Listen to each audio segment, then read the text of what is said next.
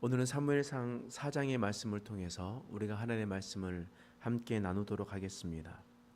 우리가 지금 사사기를 마치고 그리고 사무엘상을 우리가 살펴보지만 엄격히 따지면 사울 왕이 세워지기 전까지는 사사 시대입니다. 이 사사 시대를 우리는 지금 말씀을 통해서 보고 있는 겁니다. 우리가 사사기를 통해서 사사 시대를 한번 살펴보았으니까 너무나 잘 알 겁니다. 사사기의 가장 큰 특징은 한 문장으로 이야기해서 정리해 보면 사람들이 자신의 소견에 옳은 대로 살아가던 시대, 바로 그 시대가 바로 사사 시대입니다. 하나님의 뜻대로 살아가지 않고 자신이 원하는 대로, 자신이 하고 싶은 대로 살아갔던 시대가 바로 사사 시대라는 겁니다. 그렇기 때문에 이 사사 시대는 사람들이 죄악 속에서 살아가고 하나님을 배반하고 이방 신들을 섬기며 살아가던 그런 시대였습니다. 여러분, 사사기를 통해서 사사 시대의 사람들이 하나님을 떠나서 하나님 앞에 살아가지 않고 자신의 소견에 옳은 대로 살아가면 하나님께서 어떻게 하셨습니까? 이방 나라를 세우셔서, 주의 나라를 세우셔서 이스라엘 백성들을 징벌하셨습니다. 또 회개하면 하나님께서 구원자를 보내서, 곧 사사를 보내서 그 땅에 있는 사람들 다시 회복하게 하셨다라는 겁니다. 그럼 다시 돌아와서 오늘 본문의 말씀, 사무엘상에 있는 말씀 우리가 읽고 있지만 사울 왕이 세워지기 전 시대이므로 사사 시대입니다. 이 사사 시대에 있는 삶을 살아봐도 엘리와 그의 아들 홈리와 비나스의 모습을 보면 자신의 소견에 옳은 대로 살아가고 있었던 그런 시대였습니다. 하나님의 제사를 멸시하고 성막에 있는 여인들과 수종드는 여인들과 동침하였습니다. 하나님의 전을 관리하지 않은 채 자신의 편안한 처소에서 뒹굴고 있었던 것이 바로 이 엘리와 그의 홈리와 비나스의 모습이었습니다. 그러면 이러한 삶을 살아가면, 자신의 소견에 옳은 대로 살아가면 하나님께서 어떻게 하시겠습니까? 이방 나라를 들어서셔서 그들을 심판하시겠죠. 그 말씀이 오늘 말씀에 기록되어 있는 겁니다. 오늘 1절 말씀 읽어보겠습니다. 시작. 사무엘의 말이 온 이스라엘에 전파되니라. 이스라엘은 나가서 블레셋 사람들과 싸우려고 에베네셀 곁에 진치고 블레셋 사람들은 아벡에 진쳤더니. 이스라엘의 죄악으로 말미암아 하나님께서 주의 나라 블레셋을 사용하셨습니다. 그리고 그들의 죄악을 뿌리 뽑으려고 하나님께서 하셨습니다. 전쟁의 결과가 어떻게 되겠습니까? 당연히 블레셋의 전쟁에서 승리하는 것 아니겠습니까? 이제 말씀 읽어보겠습니다. 시작. 블레셋 사람들이 이스라엘에 대하여 전열을 벌이니라. 그 둘이 싸우다가 이스라엘이 블레셋 사람들 앞에서 패하여 그들에게 전쟁에서 죽임을 당한 군사가 4,000명 가량이라. 이스라엘 백성이 당연히 블레셋에게 패하였습니다.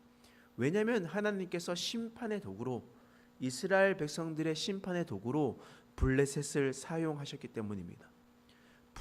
북이스라엘을 심판하시려 아수르를 사용하셨던 것과 같이, 그리고 남유다를 심판하기 위해서 바벨론을 세우셨던 것과 같이 동일하게 이스라엘 백성들을 심판하기 위해서 블레셋을 하나님께서 들어 쓰셨다라는 겁니다. 전쟁에서 지면 어떤 의미겠습니까? 신과 신과의 전쟁 아니겠습니까? 블레셋에 있었던 다곤의 신이 더 힘이 세다라고 생각을 할 겁니다. 그렇기 때문에 사람들이 의아했습니다. 여호와 하나님께서 힘이 세신데 애굽에 있었던 신들도 멸망시켰는데 왜 우리가 패할 수밖에 없는가? 고민해야 되는 건 아니겠습니까? 그래서 사무엘상 4장 3절 말씀에 이렇게 상반절 말씀을 읽어보겠습니다. 시작. 백성이 진영으로 돌아오매 이스라엘 장로들이 이르되 여호와께서 어찌하여 우리에게 오늘 블레셋 사람들 앞에서 패하게 하셨는고. 지금 사람들이 궁금해하고 있습니다. 어떻게 해서 어찌하여 우리가 블레셋 사람들 앞에서 패할 수 있었는가? 여러분 여호수아 전쟁 기억나시죠? 아이성 전투에서 패했습니다. 반드시 이길 수 있을 거라 생각했는데 패했습니다. 그들이 고민했습니다. 여호수아가 하나님께 나아갔습니다. 어떻게 됐습니까?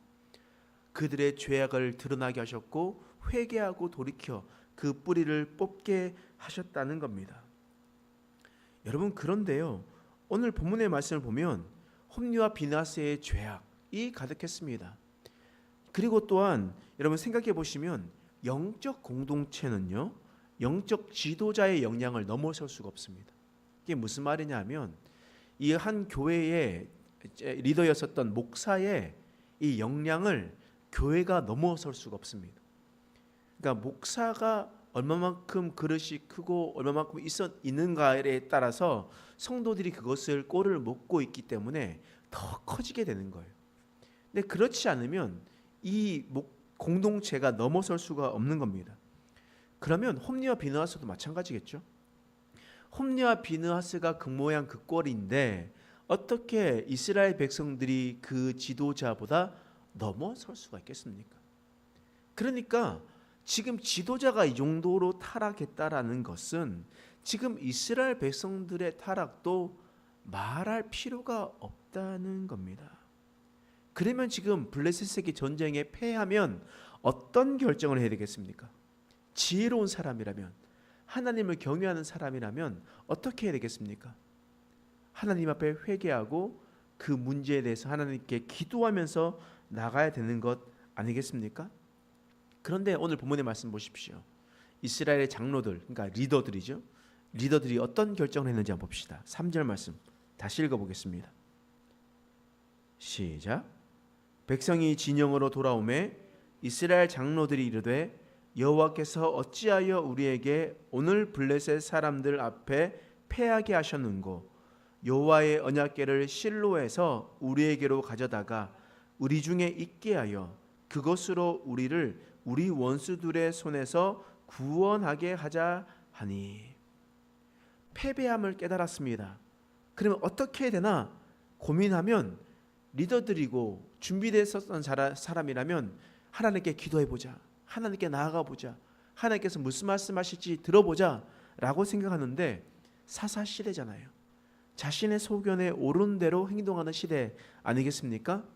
하나님 앞에 여쭈고 하나님께 묻는 것이 아니라 자신들의 생각대로 살아가는 겁니다. 자신의 생각이 무엇이냐면 실로에 가면 언약궤가 있다. 언약궤는 하나님의 임재의 상징이니까 언약궤를 가지고 오면 하나님이 우리와 함께 하실 것이고 하나님께서 우리와 함께 하시면 우리는 전쟁에서 승리할 수 있다라고 생각하는 겁니다. 하나님께서 원하시는 것은 그것이었습니까? 지금 이스라엘 백성들이 하나님의 제사를 멸시하고 하나님의 전을 돌아보지도 않고 자신의 소견에 옳은 대로 살아가고 있는데 하나님께서 원하시는 것은 제사가 아니라 상한 마음이었습니다. 하나님께서 원하시는 것은 천천의 순양이와 만만의 순양의 기름이 아니라 하나님 앞에 순종하는 것이었습니다.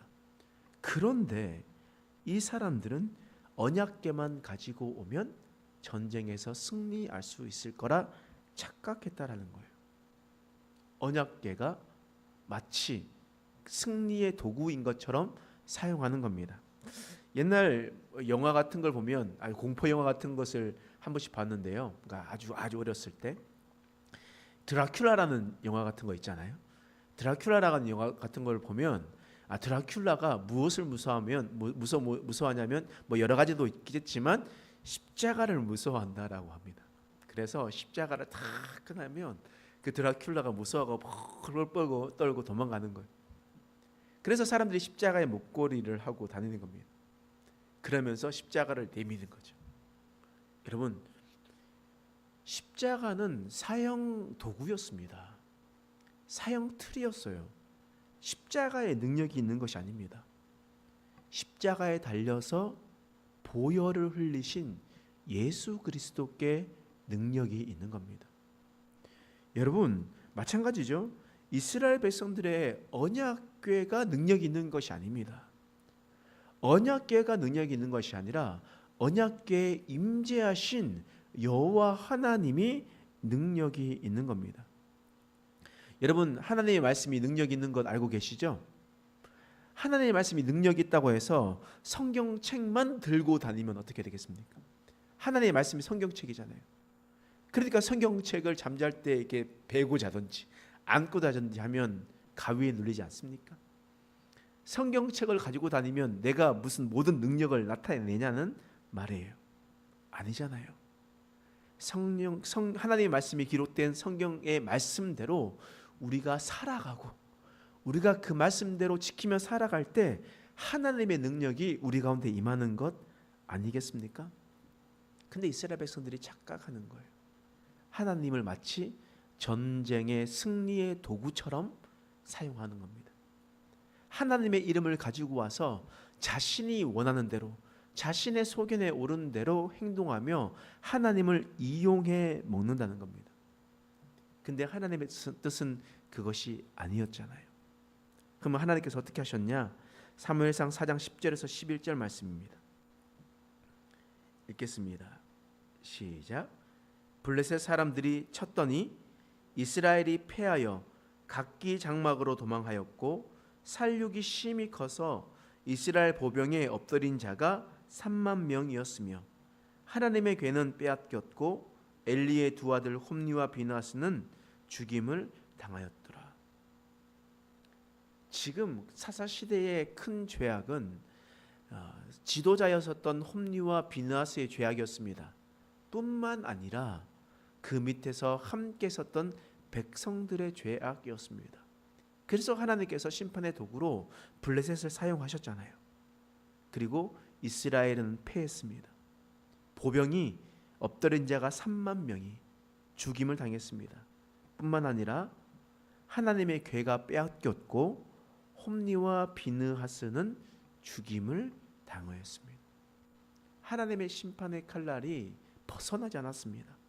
그리고 18절 말씀 읽어보겠습니다. 시작. 하나님의 궤를 말할 때에 엘리가 자기 의자에서 뒤로 넘어져 문 곁에서 목이 부러져 죽었으니 나이가 많고 비대한 까닭이라. 그가 이스라엘의 사사가 된 지 40년이었더라. 지금 사람이 와서 이스라엘 백성들이 전쟁에서 패했다라는 얘기를 듣고 그리고 또 자신의 아들 홈니와 비느하스가 죽었다라는 얘기를 듣고 지금 엘리가 의자에 앉아 있었단 말이에요. 이게 흔들 의자인지 무슨 의자인지 정확히 알 수가 없습니다. 의자에 앉아 있었는데 너무 놀라가지고 뒤로 넘어갔는데 의자가 부러졌대요. 이유가 뭐랍니까? 비대한 까닭. 의자가 부서질 정도로 비대하였고 그 비대한 것은 하나님의 제사를 멸시한 까닭이었음을 우리가 어제 말씀을 통해서 우리가 살펴보았지 않았습니까? 이처럼 하나님의 심판은 결정되어 있었습니다.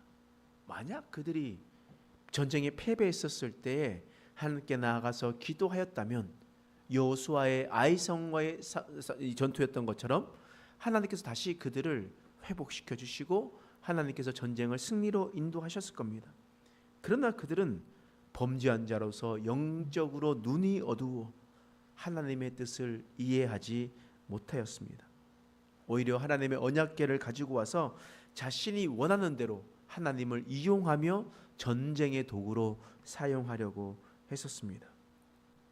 그리고 하나님의 심판은 이르렀고 이스라엘 백성들이 군사들이 죽임을 당하고 홈니와 비느하스와 뿐만 아니라 엘리까지 죽임을 당하는 일들을 경험하게 되었습니다. 그리고 하나님은 다시 리셋하셔서 어린 사무엘을 통하여 하나님의 새로운 역사를 이끌어 가시는 것을 우리는 사무엘상의 말씀을 통해서 우리는 볼 수가 있습니다.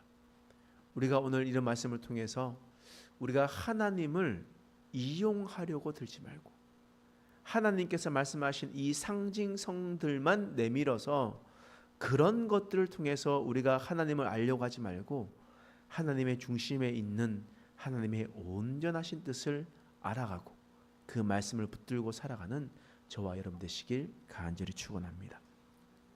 기도하겠습니다. 하나님, 오늘 말씀을 통해서 우리를 깨닫게 하시니 감사합니다. 사사시대에 자신의 소견에 오른 대로 행동했던 자들을 하나님께서 심판하셨습니다. 하나님, 자신의 소견에 오른 대로 하나님을 이용해 먹고 하나님이 자신의 도구인 것처럼, 마치 하나님을 자동 판매기인 것처럼 하나님을 사용할 때가 참 많았습니다. 우리가 다시 한 번 더 돌이켜 하나님의 온전하신 뜻을 알아가는 자들이 되게 하여 주시옵소서. 하나님, 그래서 하나님의 뜻을 바라보고 또한 이제 새로워져서 하나님의 새로운 역사가 시작함으로 우리가 하나님을 경외하며 믿음으로 살아가는 인생 될 수 있도록 도와주시옵소서. 감사드리며 예수님의 이름으로 간절히 기도드립니다. 아멘.